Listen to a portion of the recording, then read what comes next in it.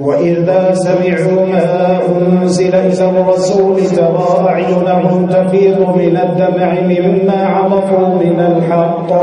يقولون ربنا آمنا فاكتبنا مع الشاهدين وما لنا لا نؤمن بالله وما جاءنا من الحق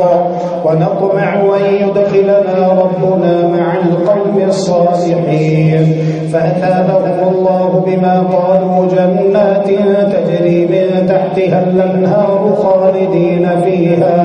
وذلك جزاء المحسنين والذين كفروا وكذبوا بآياتنا أولئك أصحاب الجحيم يا أيها الذين آمنوا لا تحرموا طيبات ما أحل الله لكم ولا تعتدوا إن الله لا يحب المعتدين وكلوا مما رزقكم الله حلالا طيبا واتقوا الله الذي أنتم به مؤمنون لا يؤاخذكم الله باللغو في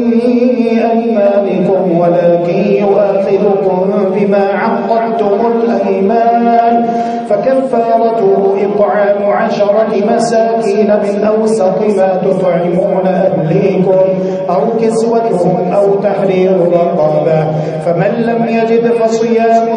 3 أيام ذلك كفارة أيمانكم إذا حلفتم واحفظوا أيمانكم كذلك يبين الله لكم آياته لعلكم تشكرون يا أيها الذين آمنوا إنما الخمر والميسر والأنصاب والأزلام رجس من عمل الشيطان فاجتنبوه لعلكم تفلحون إنما يريد الشيطان أن يوقع بينكم العداوة والبغضاء في الخمر والميسر ويصدكم عن ذكر الله وعن الصلاة فهل أنتم منتهون وأطيعوا الله وأطيعوا الرسول وحده فإن توليتم فاعلموا أنما على رسولنا البلاغ المبين ليس على الذين آمنوا وعملوا الصالحات جناح فيما طعموا إذا ما اتقوا وآمنوا وعملوا الصالحات ثم اتقوا وآمنوا ثم اتقوا وأحسنوا والله يحب المحسنين يا أيها الذين آمنوا ليبلونكم الله بشيء من الصيد تناله أيديكم ورماحكم ليعلم الله من يخافه بالغيب فمن اعتدى بعد ذلك فله عذاب أليم يا أيها الذين آمنوا لا تقتلوا الصيد وأنتم حرم ومن قتله منكم متعمدا فجزاء مثل ما قتل من النعم يحكم به ذو عدل منكم هديا بالغ الكعبة أو كفارة طعام مساكين أو عدل ذلك صياما ليذوق وبال أمره عفى الله عما سلف ومن عاد فينتقم الله منه والله عزيز ذو انتقام أحل لكم صيد البحر وطعامه متاعا لكم وللسيارة وحرم عليكم صيد البر ما دمتم حرما واتقوا الله الذي إليه تحشرون جعل الله الكعبة البيت الحرام قياما للناس والشهر الحرام والهدي والقلائد ذلك لتعلموا أن الله يعلم ما في السماوات وما في الأرض وأن الله بكل شيء عليم اعلموا أن الله شديد العقاب وأن الله غفور رحيم ما على الرسول إلا البلاغ والله يعلم ما تبدون وما تكتمون قل لا يستوي الخبيث والطيب ولو أعجبك كثرة الخبيث فاتقوا الله يا أولي الألباب لعلكم تفلحون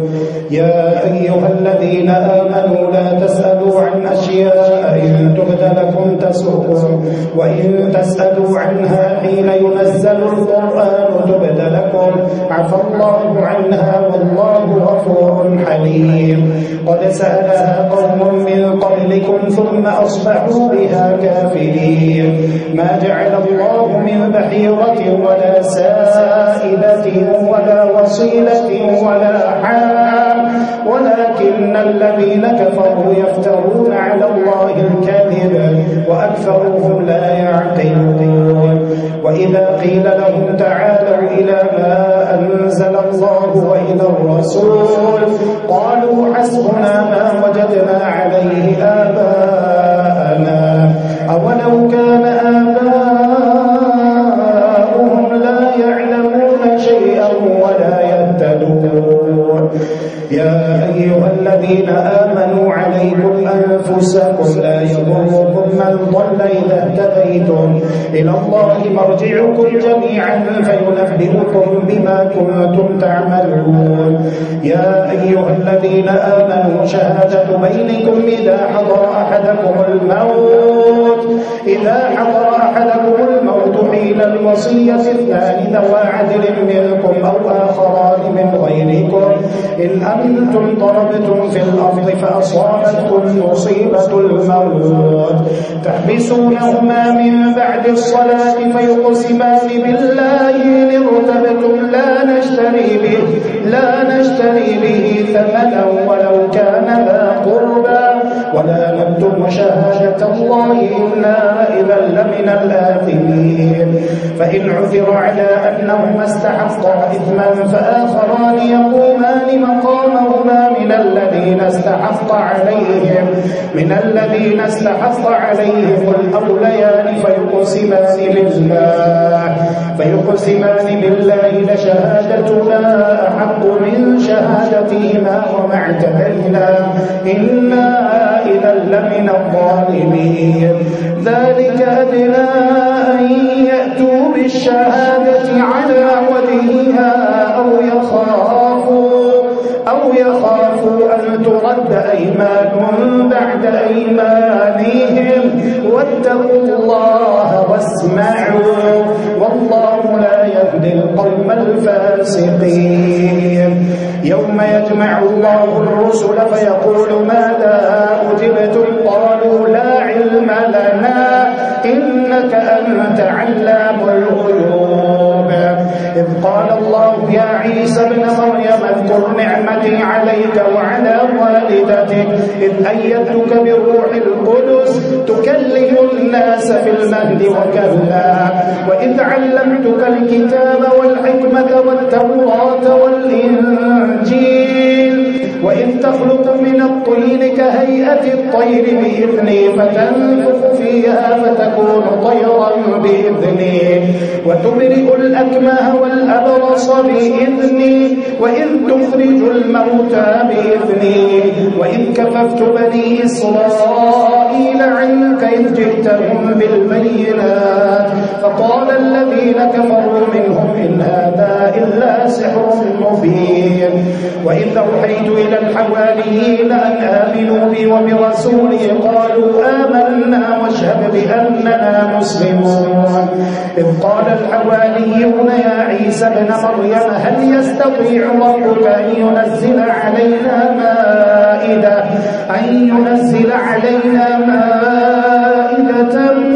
من السماء قال اتقوا الله إن كنتم مؤمنين قالوا نريد أن نأكل منها وتطمئن قلوبنا ونعلم أن قد صدقتنا ونكون عليها من الشاهدين قال عيسى بن مريم اللهم ربنا أنزل علينا مائدة من السماء تكون لنا عيدا لأولنا وآخرنا وآية منك وارزقنا وأنت خير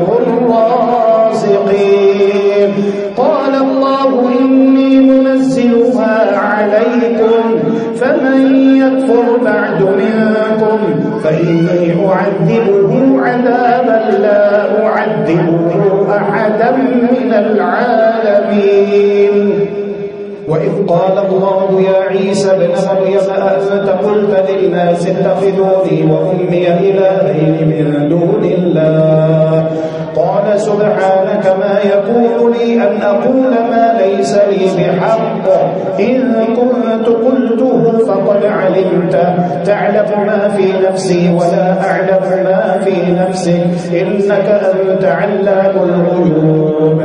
ما قلت لهم إلا ما أمرتني به أن اعبدوا الله ربي وربكم وكنت عليهم شهيدا ما دمت فيهم فلما توفيتني كنت أنت الرقيب عليهم وأنت على كل شيء شهيد. إن تعذبهم فإنهم عبادك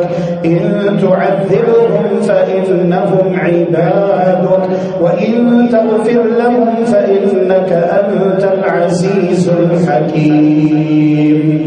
قال الله هذا يوم ينفع الصادقين صدقهم لهم جنات تجري من تحتها الأنهار خالدين فيها أبدا رضي الله عنهم ورضوا عنه ذلك الفوز العظيم. لله ملك السماوات والأرض وما فيهن وهو على كل شيء قدير. بسم الله الرحمن الرحيم. الحمد لله الذي خلق السماوات والأرض وجعل الظلمات والنور ثم الذين كفروا بربهم يعدلون. هو الذي خلقكم من طين ثم قضى أجلا وأجل مسمى عنده ثم أنتم تمترون. وهو الله في السماوات وفي الأرض يعلم سركم وجهركم ويعلم ما تكسبون وما تأتيهم من آية من آيات ربهم إلا كانوا عنها معرضين. فقد كذبوا بالحق لما جاءهم فسوف يأتيهم أنباء ما كانوا به يستهزئون. ألم يروا كم أهلكنا من قبلهم من قرن مكناهم في الأرض ما لم نمكن لكم وأرسلنا السماء عليهم مدرارا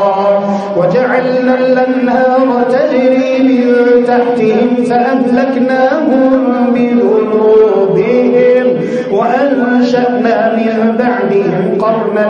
آخرين. ولو نزلنا عليك كتابا في قرطاس فلمسوه بأيديهم لقال الذين كفروا إن هذا إلا سحر مبين. وقالوا لولا أنزل عليهم ملك ولو أنزلنا ملكا لقضي الأمر ثم لا ينظرون. ولو جعلناه ملكا لجعلناه رجلا وللبسنا عليهم ما يلبسون. ولقد استهزئ برسل من قبلك فحاق بالذين سخروا منهم ما كانوا به يستهزئون. قل سيروا في الأرض ثم انظروا كيف كان عاقبة المكذبين. قل لمن ما في السماوات والأرض قل لله كتب على نفسه الرحمة ليجمعنكم إلى يوم القيامة لا ريب فيه الذين خسروا أنفسهم فهم لا يؤمنون. وله ما سكن في الليل والنهار وهو السميع العليم. قل أغير الله يتخذ وليا فاطر السماوات والأرض وهو يطعم ولا يطعم. قل إني أمرت أن أكون أول من أسلم ولا تكونن من المشركين. قل إني أخاف إن عصيت ربي عذاب يوم عظيم. يصرف عنه يومئذ فقد رحمه وذلك الفوز المبين. وإن يمسسك الله بضر فلا كاشف له إلا هو وإن يمسسك بخير فهو على كل شيء قدير وهو القاهر فوق عباده وهو الحكيم الخبير. قل أي شيء أكبر شهادة قل الله شهيد بيني وبينكم وأوحي إلي هذا القرآن لأنذركم به ومن بلغ أئنكم لتشهدون أن مع الله آلهة أخرى قل لا أشهد قل إنما هو إله واحد وإنني بريء مما تشركون. الذين آتيناهم الكتاب يعرفونه كما يعرفون أبناءهم الذين خسروا أنفسهم فهم لا يؤمنون. ومن أظلم ممن افترى على الله كذبا أو كذب بآياته إنه لا يفلح الظالمون. ويوم نحشرهم جميعا ثم نقول للذين أشركوا أين شركاؤكم الذين كنتم تزعمون ثم لم تكن فتنتهم إلا أن قالوا والله ربنا ما كنا مشركين. انظر كيف كذبوا على أنفسهم وضل عنهم ما كانوا يفترون. ومنهم من يستمع إليك وجعلنا على قلوبهم مكنة أن يفقهوا وفي آذانهم وقرا وإن يروا كل آية لا يؤمنوا بها حتى إذا جاءوك يجادلونك يقول الذين كفروا إن هذا إلا أساطير الأولين وهم ينهون عنه وينأون عنه وإن يهلكون إلا أنفسهم وما يشعرون. ولو ترى إذ وقفوا على النار فقالوا يا ليتنا نرد ولا نكذب بآيات ربنا ونكون من المؤمنين بل بدا لهم ما كانوا يخفون من قبل ولو ردوا لعادوا لما نهوا عنه وإنهم لكاذبون. وقالوا إن هي إلا حياتنا الدنيا وما نحن بمبعوثين. ولو ترى إذ وقفوا على ربهم قال أليس هذا بالحق قالوا بلى وربنا قال فذوقوا العذاب بما كنتم تكفرون. قد خسر الذين كذبوا بلقاء الله حتى إذا جاءتهم الساعة بغتة قالوا يا حسرتنا على ما فرطنا فيها وهم يحملون أوزارهم على ظهورهم ألا ساء ما يزرون. وما الحياة الدنيا إلا لعب ولهو وللدار الآخرة خير للذين يتقون أفلا تعقلون. قد نعلم إنه ليحزنك الذي يقولون فإنهم لا يكذبونك ولكن الظالمين بآيات الله يجحدون. ولقد كذبت رسل من قبلك فصبروا على ما كذبوا وأوذوا حتى أتاهم نصرنا ولا مبدل لكلمات الله ولقد جاءك من نبأ المرسلين. وإن كان كبر عليك إعراضهم فإن استطعت أن تبتغي نفقا في الأرض أو سلما في السماء فتأتيهم بآية ولو شاء الله لجمعهم على الهدى فلا تكونن من الجاهلين. إنما يستجيب الذين يسمعون والموتى يبعثهم الله ثم إليه يرجعون. وقالوا لولا نزل عليه آية من ربه قل إن الله قادر على أن ينزل آية ولكن أكثرهم لا يعلمون. وما من دابة في الأرض ولا طائر يطير بجناحيه إلا أمثالكم ما فرطنا في الكتاب من شيء ثم إلى ربهم يحشرون والذين كذبوا بآياتنا صم بكم في الظلمات من يشاء الله يضلله ومن يشاء يجعله على صراط مستقيم قل أرأيتم إن أتاكم عذاب الله يوم تقوم الساعة وغير الله تدعون إن كنتم صادقين بل إياه تدعون فيكشف ما تدعون إليه إن شاء وتنسون ما تشركون ولقد أرسلنا إلى من قبلك فأخذناهم بالبأساء والضراء لعلهم يتضرعون فلولا إذ جاءهم بأسنا تضرعوا ولكن قست قلوبهم وزين لهم الشيطان ما كانوا يعملون فلما نسوا ما ذكروا به فتحنا عليهم أبواب كل شيء حتى إذا فتحوا بما أوتوا أخذناهم بغتة فإذا هم مبلسون فقطع دابر القوم الذين ظلموا والحمد لله رب العالمين قل أرأيتم إن أخذ الله سمعكم وأبصاركم وختم على قلوبكم من إله غير الله يأتيكم به انظر كيف نصرف الآيات ثم هم يصرفون قل أرأيتكم إن أتاكم عذاب الله بغتة أو جهرة هل يهلك إلا القوم الظالمون وما نرسل المرسلين إلا مبشرين ومنذرين فمن آمن وأصلح فلا خوف عليهم ولا هم يحزنون والذين كذبوا بآياتنا يمسهم العذاب بما كانوا يفسقون قل لا أقول لكم عندي خزائن الله ولا أعلم الغيب ولا أقول لكم إني ملك إن أتبع إلا ما يوحى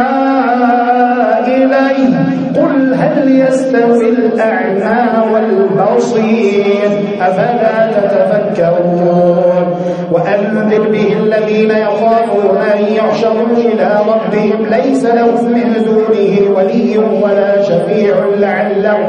لعلهم يتقون ولا تطرد الذين يدعون ربهم بالغداة والعشي يريدون وجهه ما عليك من حسابهم من شيء وما من حسابك عليهم من شيء فتطردهم فتكون من الظالمين وكذلك فتنا بعضهم ببعض ليقولوا هؤلاء من الله عليهم من بيننا أليس الله بأعلم بالشاكرين وإذا جاءك الذين يؤمنون بآياتنا فقل سلام عليكم كتب ربكم على نفسه الرحمة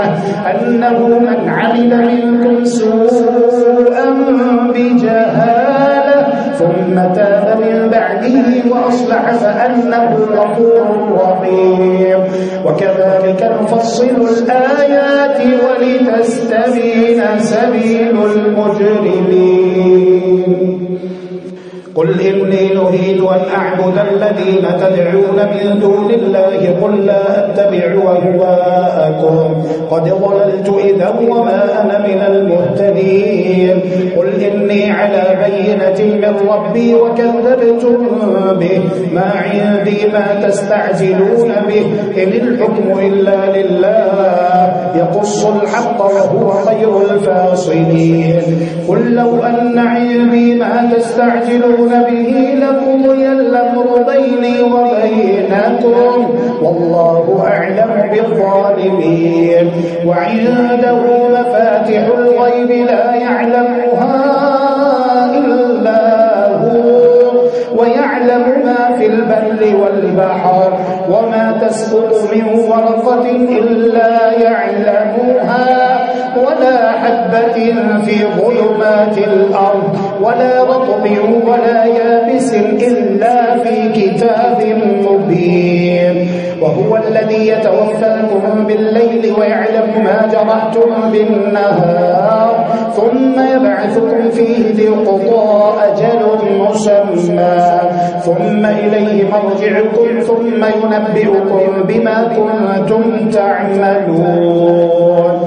وهو القاهر فوق عباده ويرسل عليكم حفاظا حتى إذا جاء أحدكم الموت توفته رسلنا وهم لا يفرطون ثم ردوا إلى الله مولاهم الحق ألا له الحكم وهو أسرع الحاسبين. قل من ينجيكم من ظلمات البر والبحر تدعونه تضرعا وخفيا لئن أنجانا من هذه لنكونن من الشاكرين. قل الله ينجيكم منها ومن كل كرب ثم أنتم تشركون. قل هو القادر على أن يبعث عليكم عذابا من فوقكم أو من تحت أرجلكم أو يلبسكم شيعا ويذيق بعضكم بأس بعض انظر كيف نصرف الآيات لعلهم يفقهون. وكذب به قومك وهو الحق قل لست عليكم بوكيل لكل نبأ مستقر وسوف تعلمون. وإما ينسينك الشيطان فلا تقعد بعد الذكرى مع القوم الظالمين. وما على الذين يتقون من حسابهم من شيء ولكن ذكرى لعلهم يتقون. وذر الذين اتخذوا دينهم لعبا ولهوا وغرتهم الحياة الدنيا وذكر به أن تبسل نفس بما كسبت ليس لها من دون الله ولي ولا شفيع وإن تعدل كل عدل لا يؤخذ منها أولئك الذين أبسلوا بما كسبوا لهم شراب من حميم وعذاب أليم بما كانوا يكفرون. قل أندعو من دون الله ما لا ينفعنا ولا يضرنا ونرد على أعقابنا بعد إذ هدانا الله كالذي استهوته الشياطين في الأرض حيران له أصحاب يدعونه إلى الهدى ائتنا قل إن هدى الله هو الهدى وأمرنا لنسلم لرب العالمين وأن أقيموا الصلاة واتقوه وهو الذي إليه تحشرون وهو الذي خلق السماوات والأرض بالحق ويوم يقول كن فيكون قوله الحق وله الملك يوم ينفخ في الصور عالم الغيب والشهادة وهو الحكيم الخبير. وإذ قال إبراهيم لأبيه آزر أتتخذ أصناما آلهة إني أراك وقومك في ضلال مبين. وكذلك نري إبراهيم ملكوت السماوات والأرض وليكون من الموقنين فلما جن عليه الليل رأى كوكبا قال هذا ربي فلما أفل قال لا أحب الآفلين فلما رأى القمر بازغا قال هذا ربي فلما أفل قال لئن لم يهدني ربي لأكونن من القوم الضالين فلما رأى الشمس بازغة قال هذا ربي هذا أكبر فلما أفلت قال يا قوم إني بريء مما تشركون إني وجهت وجهي للذي فطر السماوات والأرض حنيفا وما أنا من المشركين وحاجه قومه قال أتحاجوني في الله وقد هدان ولا أخاف أخاف ما تشركون به إلا أن يشاء ربي شيئا وسع ربي كل شيء علما أفلا تتذكرون وكيف أخاف ما أشركتم ولا تخافون أنكم أشركتم بالله ما لم ينزل به عليكم سلطانا فأي الفريقين أحق بالأمن إن كنتم تعلمون الذين آمنوا ولم يلبسوا إيمانهم بظلم أولئك لهم الأمن وهم مهتدون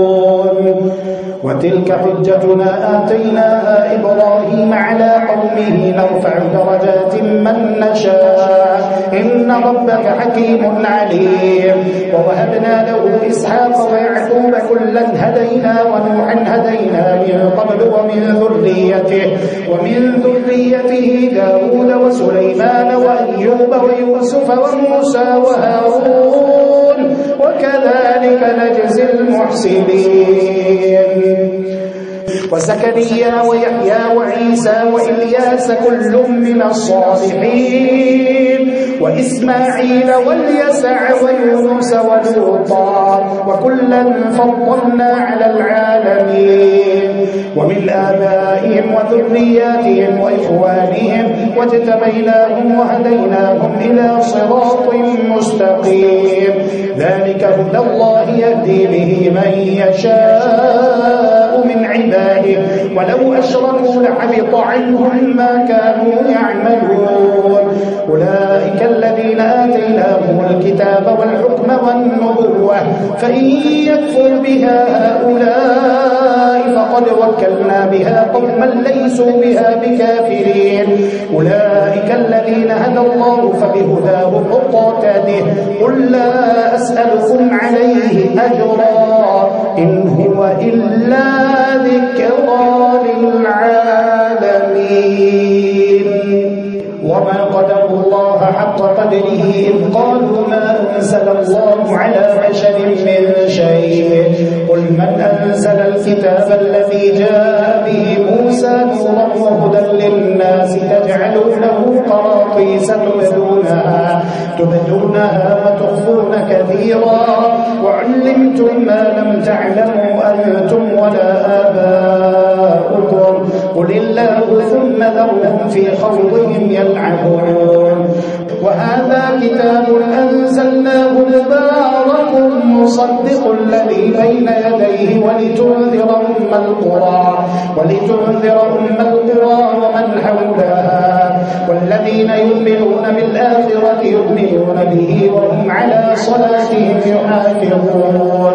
ومن أظلم ممن افترى على الله كذبا أو قال أوحي إلي ولم يوحى إليه شيء ومن قال سأنزل مثل ما أنزل الله ولو ترى إذ الظالمون في غمرات الموت والملائكة باسطوا أيديهم أخرجوا أنفسكم اليوم تجزون عذاب الهون بما كنتم تقولون على الله غير الحق وكنتم عن آياته تستكبرون ولقد جئتمونا فرادا كما خلقناكم أول مرة وتركتم ما خولناكم وراء ظهوركم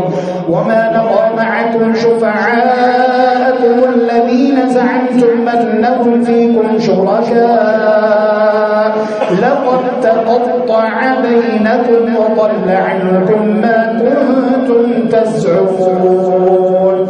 إن الله فالق الحب والنوى يخرج الحي من الميت ومخرج الميت من الحي ذلكم الله فأنا تؤفكون فالق الإصباح وجعل الليل سكنا والشمس والقمر حسبانا ذلك تقدير العزيز العليم وهو الذي جعل لكم النجوم لتهتدوا بها في ظلمات البر والبحر قد فصلنا الآيات لقوم يعلمون وهو الذي أنشأكم من نفس واحدة فمستقر ومستودع قد فصلنا الآيات لقوم يفقهون وهو الذي أنزل من السماء ماء فأخرجنا به نبات كل شيء فأخرجنا منه خضرا نخرج منه حبا متراكبا ومن النخل من طلعها قنوان ودانية وجنات من أعناب والزيتون والرمان مشتبها وغير متشابه انظروا إلى ثمره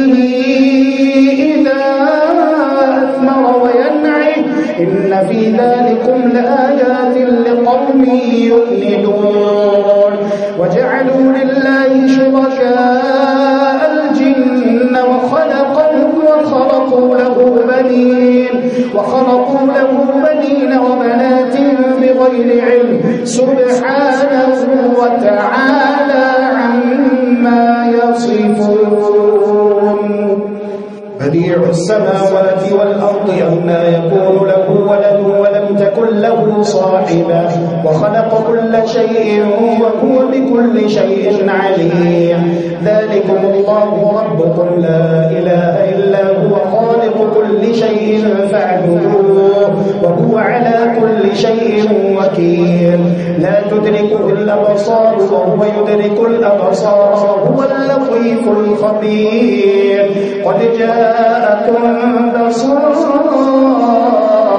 من ربكم فمن أبصر فلنفسه ومن عمي فعليها وما أنا عليكم بحفيظ وكذلك نصرف الآيات وليقولوا درست ولنبينه لقوم يعلمون اتبع ما يوحي إليك من ربك اتبع ما أوحي إليك من ربك لا إله إلا هو وأعرض عن المشركين ولو شاء الله ما أشركوا وما جعلناك عليهم حفيظا وما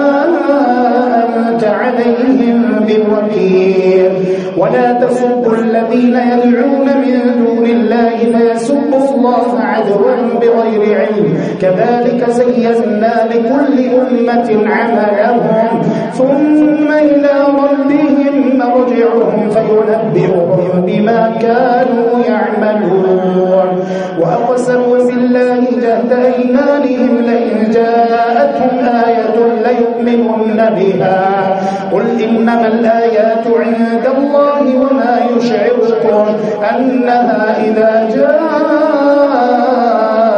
لا يؤمنون ونقلب أفئدتهم وأبصارهم كما لم يؤمنوا به أول مرة ونذرهم في طغيانهم يعمهون